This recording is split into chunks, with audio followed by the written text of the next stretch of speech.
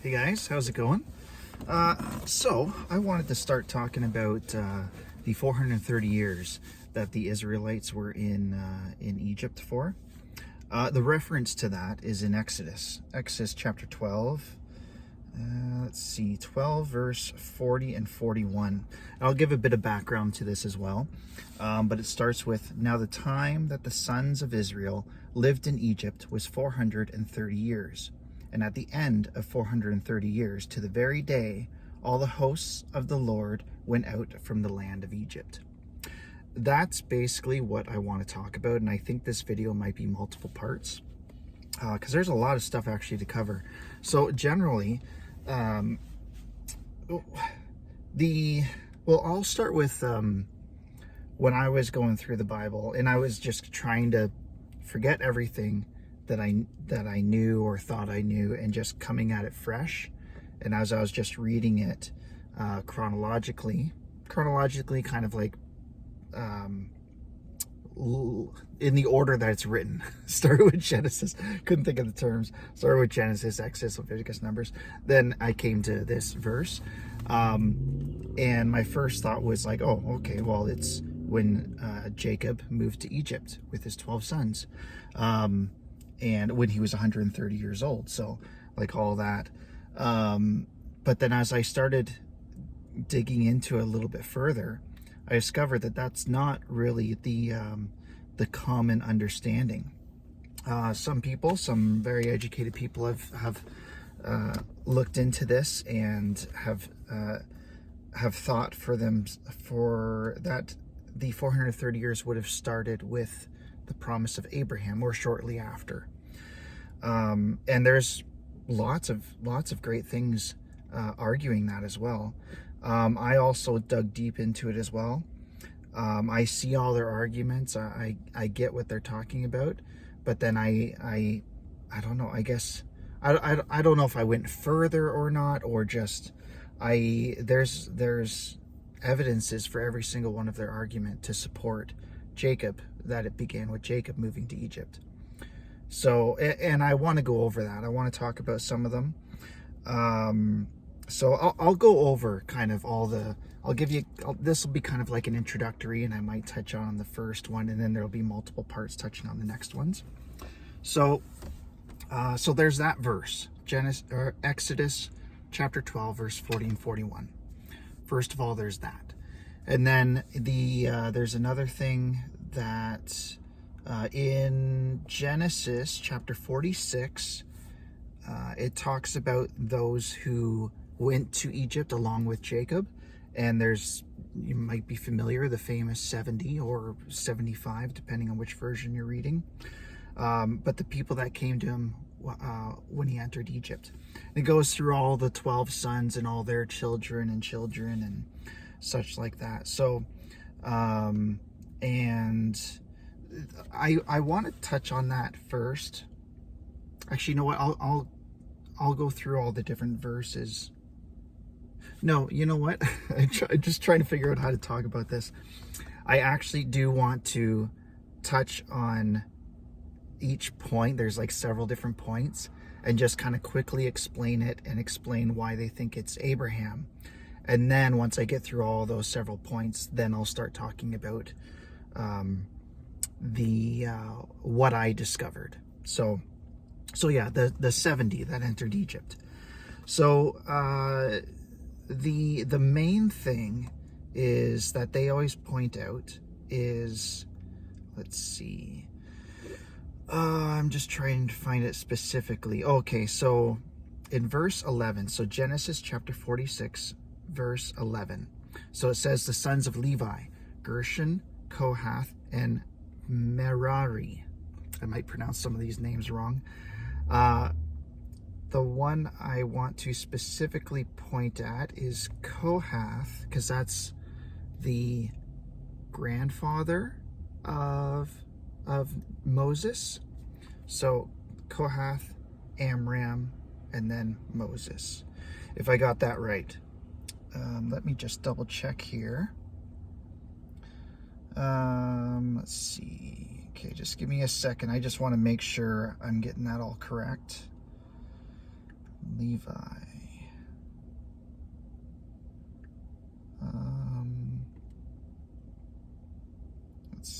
Moses. I have it all written down. Yeah, okay. So it's from Levi, it goes Kohath, and then his son Amram, and then his son was Moses. So the point that they put here is Kohath. With this list for the people that entered Egypt, he would have already been born at this point. So, but we know how old Kohath became, and I'll find that verse. It was about 130 something. Let me find it here. And okay. So in Exodus chapter 6, verse 16, so it goes over the sons of Levi again, but it talks about the length. Oh, okay, this is important actually too. The length of Levi's life was 137. So actually that's Levi. Let me look specifically for Kohath. Okay, the next two chapters, or two verses after, Exodus chapter 6, verse 18 this time. And the length of Kohath's life was 133 years. 33, so keep that in mind, 133 years. And then we'll look at Amram. Okay, Exodus chapter 6, verse 20. Just a couple verses again after that.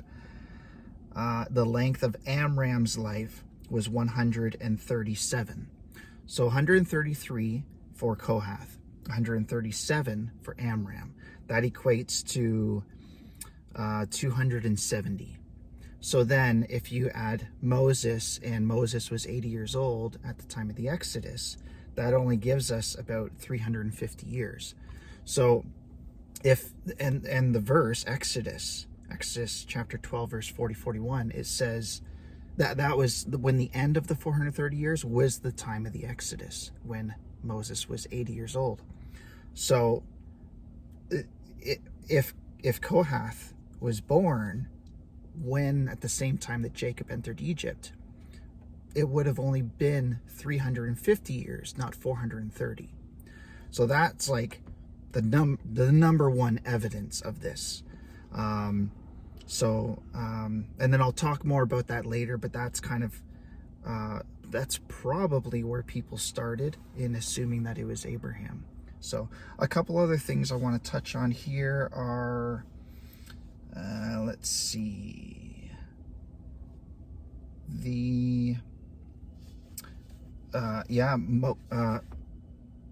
Moses' mother. So there are several verses. Let me find them first. His mother is Jochebed. So the specific age of Jochebed. So she is described as being a sister to Levi. Let me find that verse. Exodus 6, verse 20 again, where the age of Amram was. Says that Amram married his father's sister Jochebed, and his father was Amram's father was Kohath. I was going to say Levi. So his father's sister, which is Jochebed, so basically his aunt. But so if he was his father's sister, well, he could be the same age as Amram. But then it goes, so his aunt. So then Jochebed would have had to have been born before the death of Kohath. So which would have been 133 years. So if the 430 years is accurate to beginning with Jacob, then only 133 years into the 430 years could Jochebed have been born at the very latest. And that still leaves 298 years or so till the Exodus. Well, minus 80 for when Moses was born. So 218 years. She would have had to be no younger than 218 years in order for Moses to be 80 at the time of the Exodus.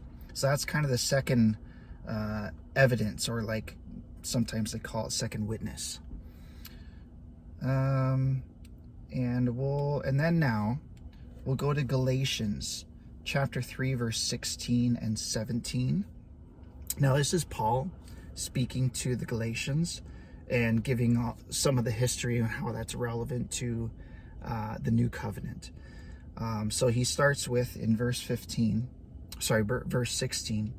now the promises were spoken to Abraham and to his seed. He does not say, and to seeds, referring to many, but rather to one, and to your seed, that is Christ. And this verse specifically, verse 17. What I am saying is this: the law, which came 430 years later, meaning the law that was given to Moses on Mount Sinai, does not invalidate a covenant previously ratified by God so as to nullify the promise. That promise is Abraham. And by the wording here, it makes it sound like the 430 years, like there is the law, which came 430 years later, because he was already referring to Abraham and the promise, and he says 430 years later basically is when the law came. So if the 430 years began with Jacob, then there would have been about at least 200 years between Abraham's promise and Jacob moving to Egypt. So they're saying that there's not that gap before the 430 years began.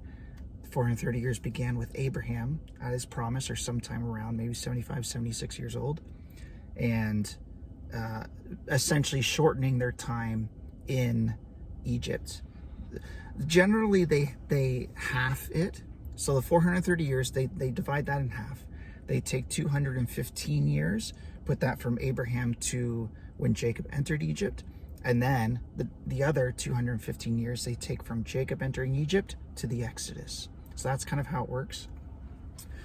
There's other things that they point to, like, just trying to remember off the top of my head here. Some of you may be familiar with what a textual variant is. In Exodus chapter 12, verse 40, and I think this is specifically in the Septuagint, for those that would be familiar with that.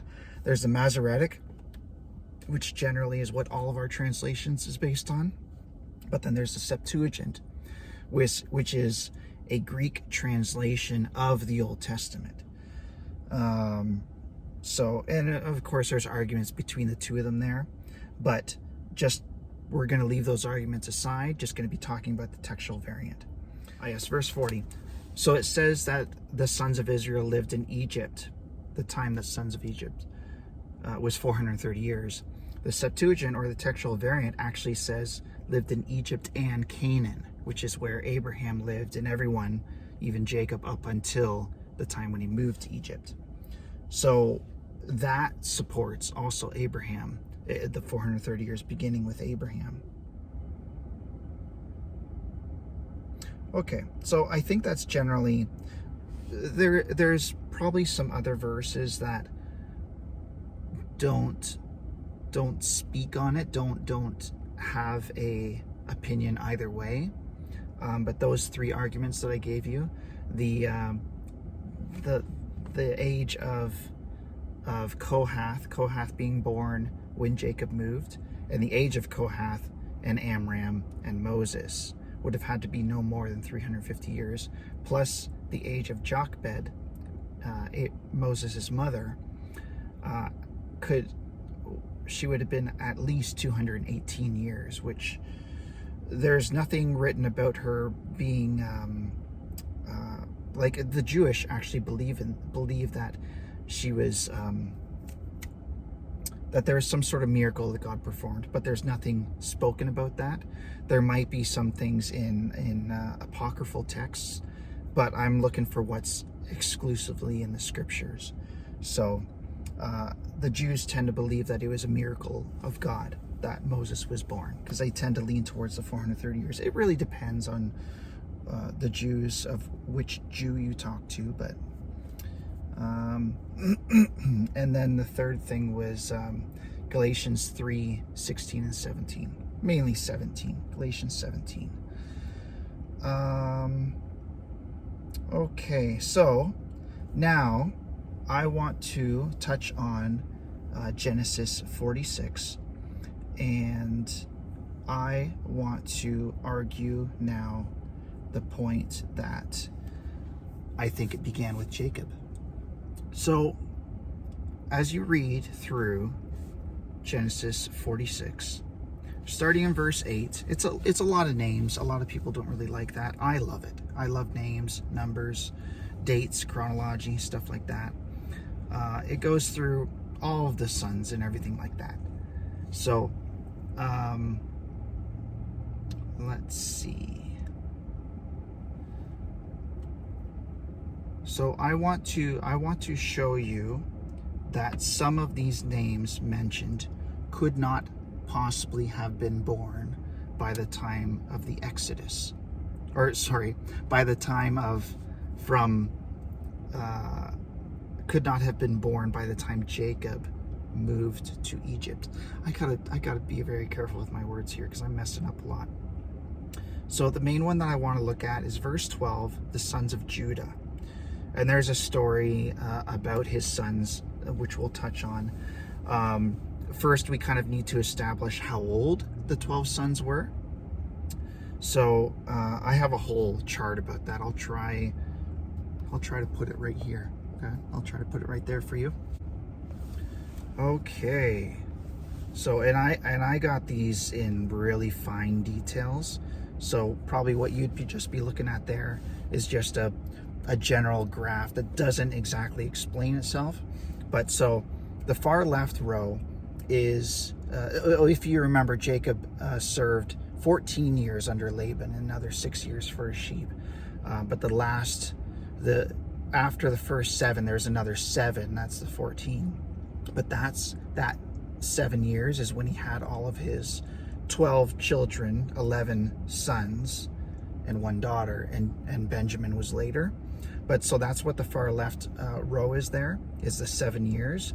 And then the next row with the 83, 84, 85, that's Jacob's age.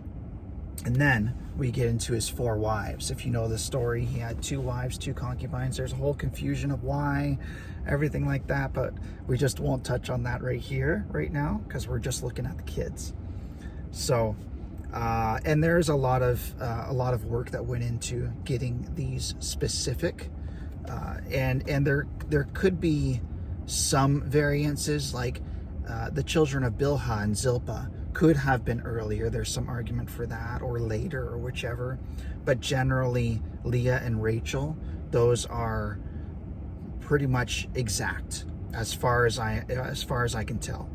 So, so essentially, like, we got Reuben, Simeon, Levi, and Judah. The main person here that we really want to pay attention to is Judah. So you can look at this graph later. I'll even talk about it at another point as well. But so I want to show you that when Jacob was 86, oh yeah, these graphs as well, the box, top of the box, generally it's like a timeline, the earlier time at the top, older time at the later time at the bottom. So chronologically it goes down. So like for Reuben, the top of the box is his conception, the bottom of the box is his birth, and that goes same. Simeon, conception, Simeon, birth. And then we'll go down to Judah. So Judah was born roughly when Jacob was 86 years old.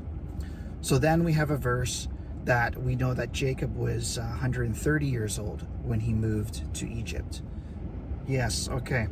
So this is in response to Pharaoh asking Jacob how old he was. It says, so Jacob said to Pharaoh, Genesis 47 verse 9. The years of my sojourning are 130. Few and unpleasant have the years of my life, nor have they attained the years that my fathers lived during the days of their sojourning. So he's 130 years old, or 130th year, however you look at it. But either way, we'll just say 130 years. So 130 years, he was 88, was it 88? Yeah, 86 when Judah was born. So that would be 130, so about 44 years old was Judah, 44 years old. So if we then take that age And I have a whole chart here. So if we take his age of 44 years old and assume a minimum age of about 12, this is where it gets a little outside the scriptures of determining the earliest age for fatherhood. So if we were to assume that the earliest time he could have had his first son, which is his first son, then he would have been 12, which I'm certain it was earlier than that. But let's look at the story that it covers. Genesis chapter 38. And we will start at verse 1. So Genesis 38, verse 1. And it came about at that time that Judah departed from his brothers and visited a certain Adulamite, whose name was Hira. Judah saw there a daughter of a certain Canaanite, whose name was Shua, and he took her and went into her. She conceived and bore a son, and he named him So that's his first son. Let's assume age 12. He probably was more like 20 or 30 or something, but age 12. And it goes on, and she conceived again, named him Onan, and then a third son, Shelah. And then verse 6, all of a sudden is old enough for a wife. Now Judah took a wife for his firstborn, and her name was Tamar. But Judah's firstborn, was evil in the sight of the Lord, so the Lord took his life. So already we got Judah, age 12, having child of and then now is age 12 roughly, and so that would make Judah 24 years old. So that's that's and then he died. So he was married and then he died. So verse 8, then Judah said to Onan, go into your brother's wife and perform the duty as a brother-in-law to her, and raise her offspring. Raise up offspring for your brother. So we can assume maybe a year after, because they're not twins. and Onan are not. They were born separately. Let's just assume a year after. It would really probably be at least 9 months. So Judah's 25 now at this point. And then, so verse 9, Onan knew that the offspring would not be his. So when he went into his brother's wife, he wasted his seed on the ground in order to not give offspring to his brother. But what he did was displeasing in the sight of the Lord, so he took his life also. So Onan also died. Verse 11, then Judah said to his daughter-in-law Tamar, remain a widow in your father's house until my son Shelah grows up. So Shelah wasn't of age yet for marriage, for he thought, I'm afraid that he too may die like his brothers. Let's assume another year for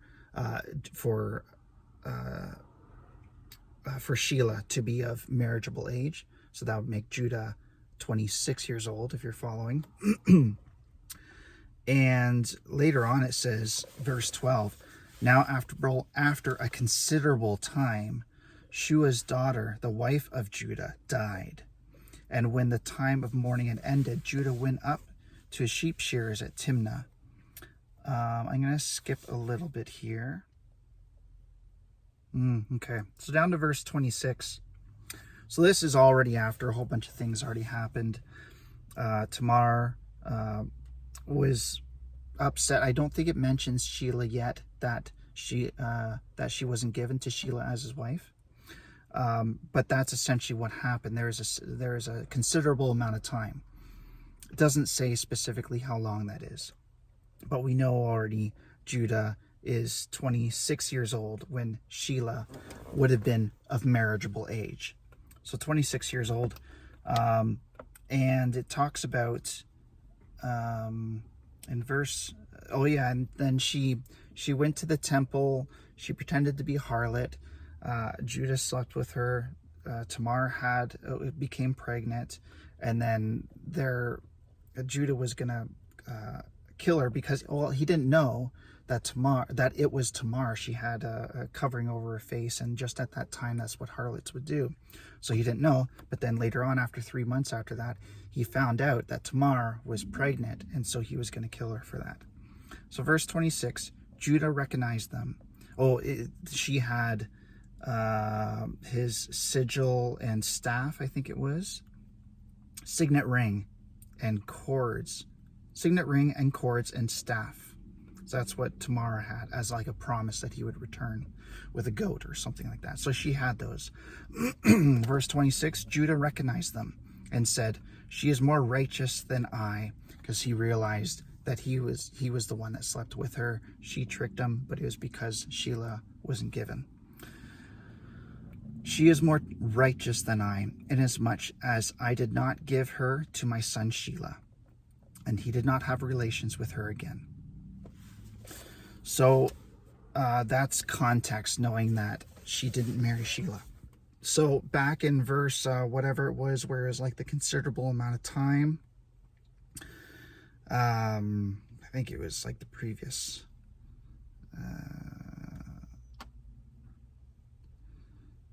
verse 12, and after a considerable time, which in the Hebrew, it's a significant amount of time. Like, it's not just a year. Like, I guess it could be, but it really depends on how you interpret that meaning. We could safely, as a minimum, assume a year, but it was probably much more than that. So like if Sheila was of marriageable age when Jacob was 26 years old, if we add another year to there, 27 years old, we could even assume 2-3 years, but let's just say 2 years or 1 year right now. So now back down to verse 27, Tamar is pregnant. Verse 27, it came about at that time she was giving birth, that behold, there were twins in her womb. And okay, so this is when Perez and Zerah were born. Actually, I haven't said specifically why that's important, but Perez, he is also mentioned in Genesis 46, and it's also, he has children as well. So Genesis 46,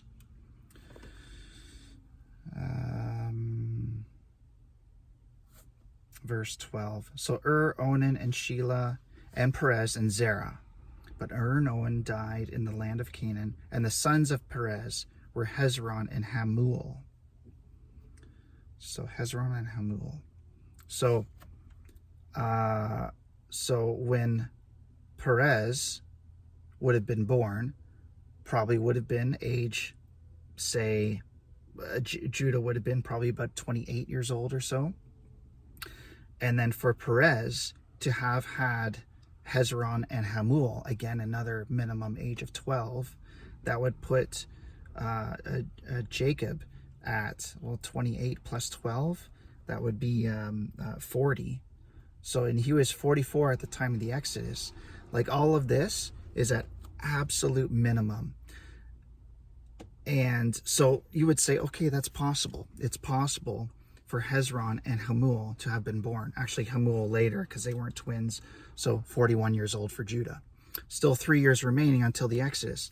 But one thing you got to realize is they would have had to have been at marriageable age, including Tamar, which we don't really even know the age of Tamar. But culture-wise, age 12 was not accepted as a marriageable age. Generally around age 20. Also, like, having kids at the absolute youngest that you possibly can is not realistic whatsoever. Like, if we were to assume age 20 for a minimum age of all these people, so we got Judah, age 20, having 3 sons, so that would be 23, and then Sheila of being marriageable age, so that's 43 already. 43. And and then another year for that, for Tamar, for that considerable time for when Shua died, and then for Tamar to have give birth. So Judah was 40, and then the birth of Perez would have been 41, and then in order for Perez to have his two sons, Hezron and Hamul, that would be 61, 62, 63, somewhere around there. So essentially, Hezron and Hamul, Perez's two sons, would have been born in Egypt. Another place that helps with understanding, it's not necessarily evidence, but it helps support it. Let's see, we'll go back to verse 12. Oh yeah, so right where it says, Onan died in the land of Canaan. Actually, there was something else that I wanted to point at. Well, I think the point of that, verse 12, where it says that Onan died in the land of Canaan, if you think of these names being written down, with some of them not being born until after, which I have a reason for that, and why those names are included, there would be a reason for, well, Moses, I believe Moses wrote this, of why Moses would have specified Canaan. Like otherwise, if all these names are listed, it would have been assumed that all of these names, all of these people were born before the move to Egypt. But that was specifically put in because it has relevance. If they did move to Egypt during the time when some of these 70 were not born, then there would be a reason to put that in. I think there's possibly another point where it mentions Canaan as well. But anyway, that's somewhere in all the other names listed in chapter 46, and we don't have to touch on that at the moment. So essentially, that's my evidence saying that all the 70 people mentioned weren't all necessarily born. Reason why that matters is because then Kohath didn't necessarily need to be born by the time Jacob moved to Egypt. So all of that is to explain that. So it's part of the evidence for this also is like, what is marriageable age? That takes a lot of research. It's not necessarily written in the scriptures of exactly what would be marriageable age, but it gets into a lot of detail like that, which I don't need to get into here. Maybe another time. Maybe my whole purpose of doing this audio is so that then I have something to where I really struggle with writing this down in like just a paper where you can read it. So I'm hoping that this me recording and putting it online and seeing what people think about it can help me with that. Maybe with context, something I missed, or just as I'm speaking through it, my brain tends to work a bit better in a proper manner of how to introduce things when I'm speaking rather than writing. So I think that should help. So yeah, at some point I hope to be able to have a paper about this. So yeah, the 70 people, I think that's really all that I wanted to talk about with this audio, is just can give you a general outlook of the idea of the 430 years and why some people say Abraham, and what the actual evidence is that it could not have been with Abraham, that it would have been later. So essentially, like that supports it. Oh my goodness, that allows more years. Okay, this doesn't necessarily push it from Abraham, but it just allows it to push the beginning of the 430 years past Abraham, rather than just saying, oh, Moses could not have been 80 years old based on if Kohath was born when the 70 went to Egypt. We actually see that that's not true. So now that actually allows Kohath to be born later, and the end of the 430 years to be pushed to later. That's the point of all of this.